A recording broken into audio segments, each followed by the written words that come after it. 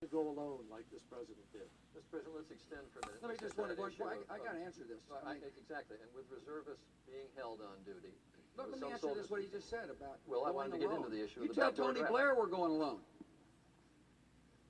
Tell Tony Blair we're going alone. Tell Silvio Berlusconi we're going alone. Tell Alexander Kwasniewski of Poland we're going alone. Got 30 countries there.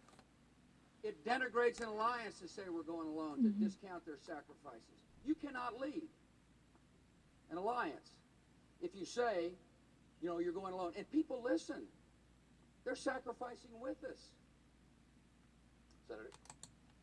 So, when President Bush emphasized this, the very thick as a thief as type of a strong alliance between the allies, especially from Europe, he just actually emphasized in response to John Kerry's criticism against President Bush's unilateralism. Then if you actually think the United States is acting alone as a lone wolf in this fight against Iraq, then you should actually, bring this issue to our allies. More than 30 countries are behind this, the grandiose collaborative work. If you actually think that we're alone, tell it to Silvio Berlusconi from Italy and Tony Blair, the greatest ally, the Great Britain leader, who's been reputed as America's poodle, because he was very much fawning up on George W. Bush as if a spineless simpleton, right? Or, I mentioned it to Alex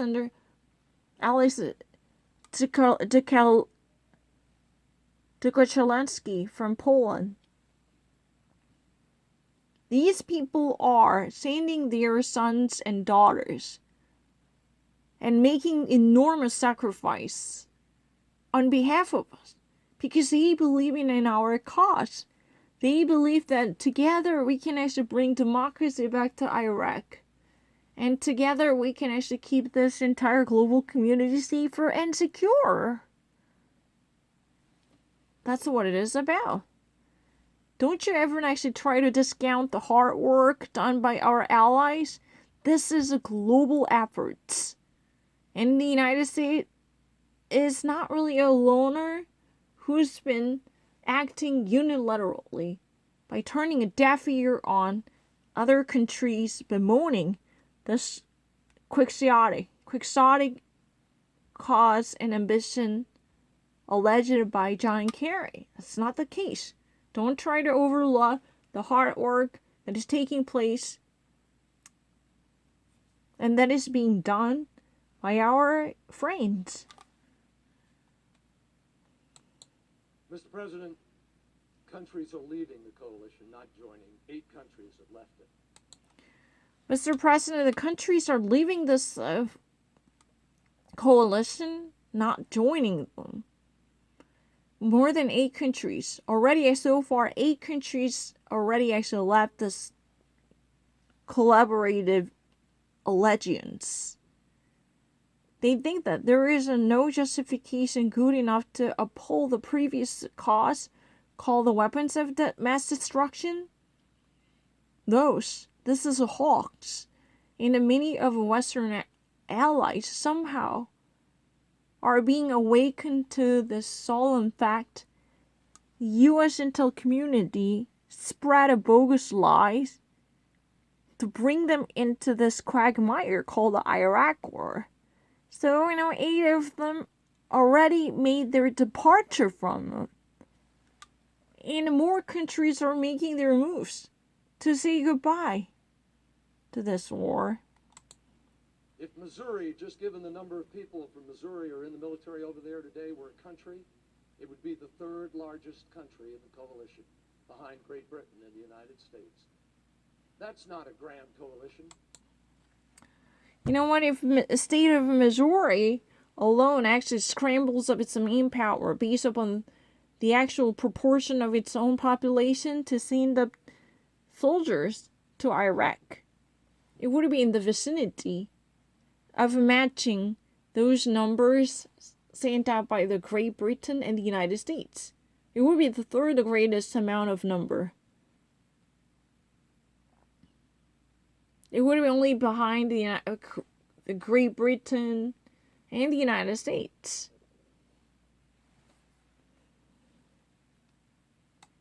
%90 of the casualties are American. 90% of the costs are coming out of your pockets. Almost 90% of casualties are from the U.S. military forces, and the 90 percentile of funds are coming from your pockets, taxpayers. It means, even if this is, already, even if this war has been presented as a collaborative and a global fight to secure the international commitment to democracy and peace, if you ever crunch numbers and slice and dice the actual status of this war, you would notice that only 1 out of 10 different casualties would be from the coalition forces.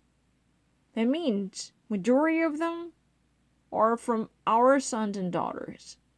They're really the one who would actually pay the hefty price. This war is America's lonely fight. America is a lone warrior who's been acting alone instead of actually being part of the multilateral collaborative warfare. Because many of the visits truly belittle the actual assertion made by President George W. Bush, who's been insisting on the spirit of a global cooperation, because the United States pays the hefty price it costed itself an arm and leg. 90 percentile of funds were undertaken by the United States. Average U.S. taxpayers are asked to share the burden as a major bankrollers, because no other countries share this burden together. The U.S. civilians living in the homeland, they're actually forking out excessive amount of money to bankroll this nameless, costless war.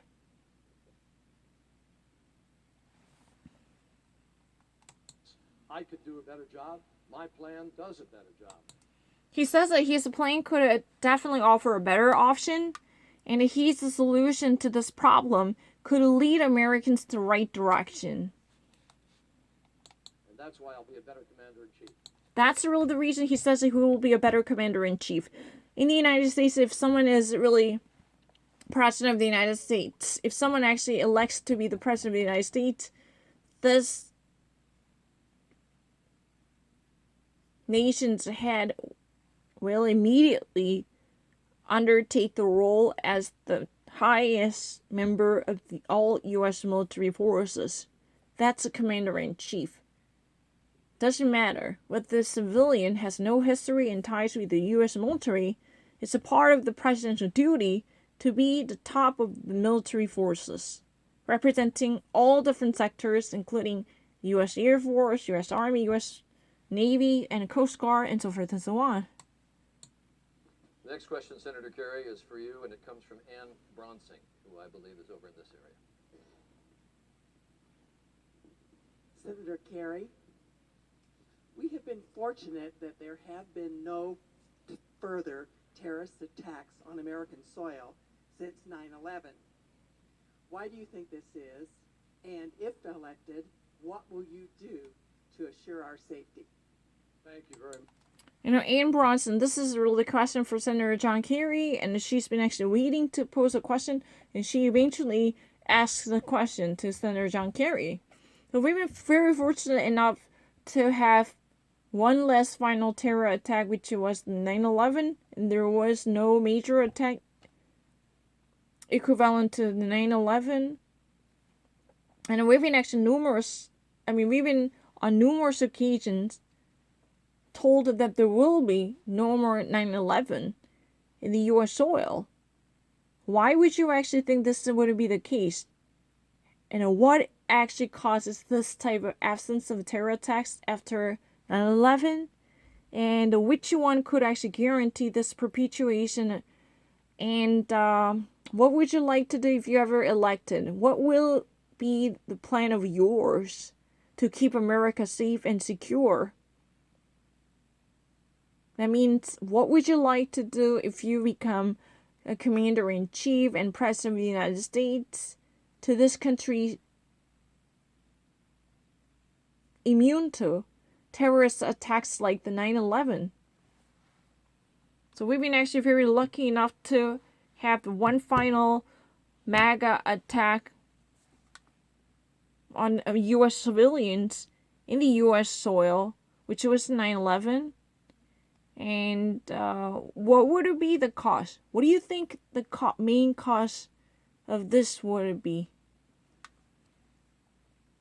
Very much, Ann.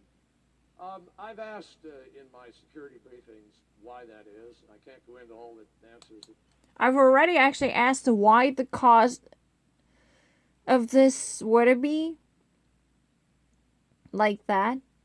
That means I've already actually delved into the relevant issues by asking why, because I had a whole lot of history of studying the cause and the rationale behind this terror attacks and the lack thereof. But the problem is I cannot go into details because these would involve national security issues that are highly classified. So I would probably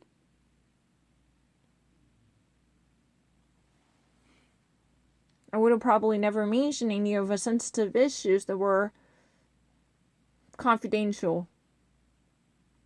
Unless you have a security clearance. That's what he said. What else can I say? Let me say this to you. This president and his administration have told you and all of us, it's not a question of when, it's a question of, not a question of if, it's a question of when. We've been told that. The when, I can't tell you.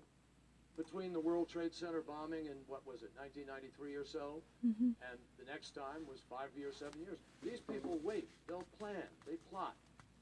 I agree with the president that we have to go after them and get them wherever they are. I just think I can do that far more effectively because the most important weapon in doing that is intelligence. You got to have the best intelligence in the world. And Senator John Kerry says that he's been definitely on the same page with President George W. Bush in terms of the actual likelihood of terrorist attacks. Because this is not really a hypothetical scenario. We're not actually talking about if. If you were actually thinking about this, would it be just a once in a blue moon or a hypothetical subjunctive scenario?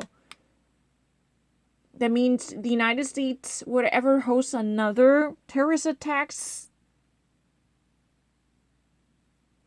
Would that be just a far-fetched idea? No, this is very likely. And then the question boils down to a matter of time. This is not about if, but it's about when. He says he can actually answer that question. What is that? Just like, 1983, the World Trade Center bombing event, and the 2001 9/11 attack, again attacking both of the World Trade Centers. These, terrorist organizations, they know how to actually have a patience because they've been actually keeping themselves low for a while, and they plan ahead, they mastermind certain very intricate plans to penetrate into our domestic land. That's what it is, and that has been the case for a while. They've been actually taking turns. They've been actually slowing down for a while. If there is a serious beef up in national security, then they would actually, state law. Of course, they would never want to be caught. Then eventually they're going to surface. And these terror attacks were likely to loom large. At least, the threat of terror attacks would loom large, for sure. And he believes he can actually handle this type of pending attacks and assaults on U.S. civilians better than his competitor, the incumbent president George W. Bush. Why? Because he believes the actual soft power, like global cooperation, based upon a diplomacy, and as well as the traditional hard power, harnessed from the global collaboration, would be the best solution to this ever-growing terrorist attack. That means in a way to fight off. I mean, literally, he actually talks about the importance of the global cooperation, because if there is no connected network, there could be no sufficient intelligence information that would be reliable to cover from chapter to chapter, because the U.S. alone has no capacity to have a watertight security when it comes to data mining. Then there will be a loophole. This will be beautifully used by terrorists who just really want to burn a hole in our national security, for sure. And this is what it is about. If he ever wants to make sure there is no chasm or hatred, that would open up a door to the enemies who are desperate to pose a threat and danger to the United States. Then there should be much engaged efforts to scout high-functioning allies in search of the sophisticated intelligence, and that would be the most trustworthy solution to global terrorism. Otherwise, we can never track down and trace down the whereabouts of this bunkered down terrorists or the very sneaky rats like terror organizations. For that reason, there is no overstatement for the importance of the global camaraderie and a cooperation in defense of international security and a peace. If that would be sustainable enough to last for a while, then there must be long-term security plan that might put different heads together. Two heads are better than one, and in that way we can actually refine the accuracy of intelligence briefings that might help us to plan ahead and counter any countervail any type of destructive efforts from terror organizations. I'm so sorry, I feel so sleepy, so I have to sleep anyway. And in order to have the best intelligence in the world, to know who the terrorists are, where they are, and what they're plotting, you've got to have the best cooperation you've ever had in the world. Okay, in order to actually, track down, who's been actually, who, and who's been plotting what, and where they are hiding, and what they are up to, you need to have a globally network web-based service. I mean, that means, the actual cables and the diplomatic back channel and intelligence communities should be in constant touch with each other to at least share the information and to keep up with each other. This type of reciprocal toss-up would be so pivotal to enriching the quality of intelligence briefings. So in that way, we can actually plan ahead. We can actually think 2 steps ahead of any possible terror organization. This is really the gambit, allowing us to have a better capacity to cope with possible terror attacks, because we can actually think ahead of them to unveil the plan against our democracy and security. That's what it is about. So what it takes to do this amazing brain work is a global cooperation. Because the United States acting alone would not be enough. If he ever wants to pull the plug on ever more sophisticated terror acts, we need to rely on our allies. Now to go back to your question, Nikki, we're not getting the best cooperation in the world today. We got a whole bunch of countries that pay a price for dealing with the United States of America now. So going back to the question of Nikki, the United States is currently, unfortunately, not actually doing enough to deepen relationships with others. Because, when it comes to cooperation, the United States is losing its ground. As more of allies are giving up their allegiance, and they're making their departure from the existing allegiance and alliance. Why? Because they are normally forced to pay high prices just simply to maintain the partnership with the United States. We are actually twisting their arms to give out too much. Their sacrifices are too heavy to be digested, so they were giving up their cooperation with the United States. I'm going to change that. And I'm going to put in place a better homeland security effort. Look at it. 95% of our containers coming into this country are not inspected today.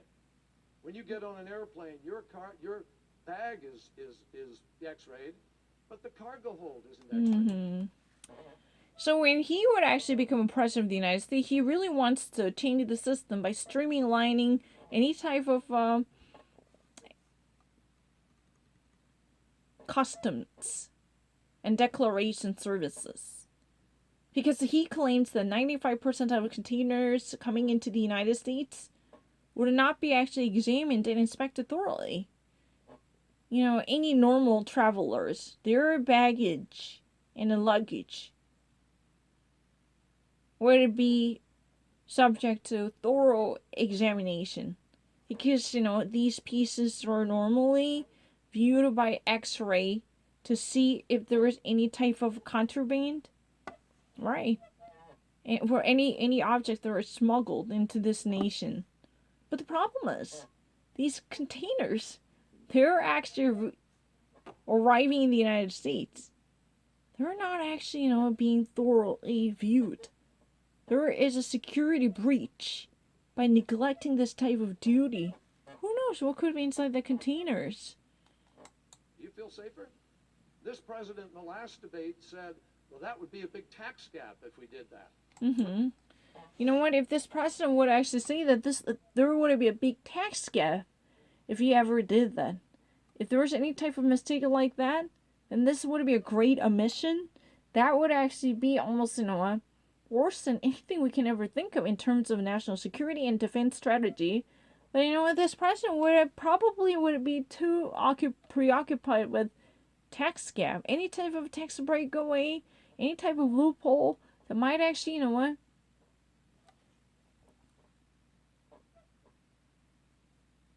give a get out of jail free card for those people who might not pay full taxes. Those are all the real concerns what might actually get this president up at night, probably. Ladies and gentlemen, it's his tax plan.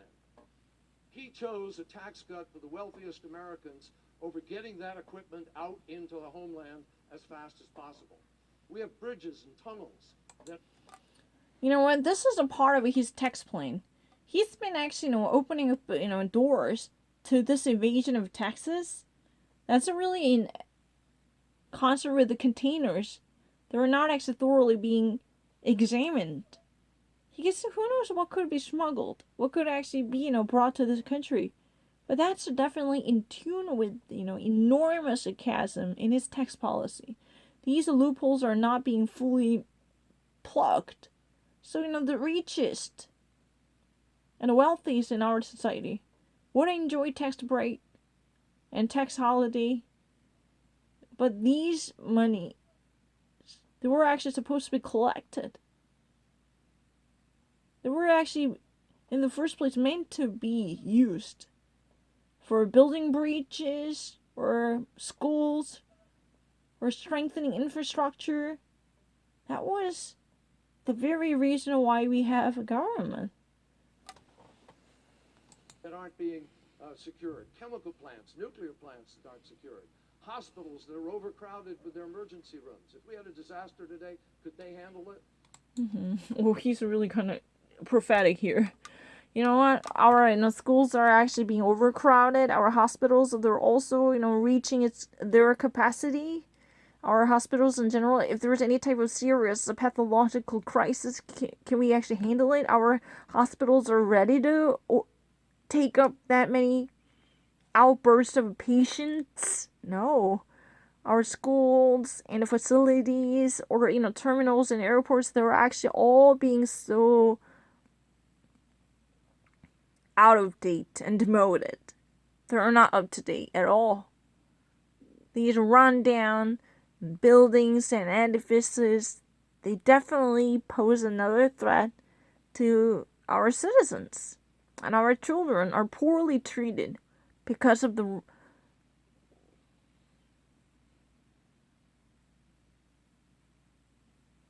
bare naked school buildings and facilities.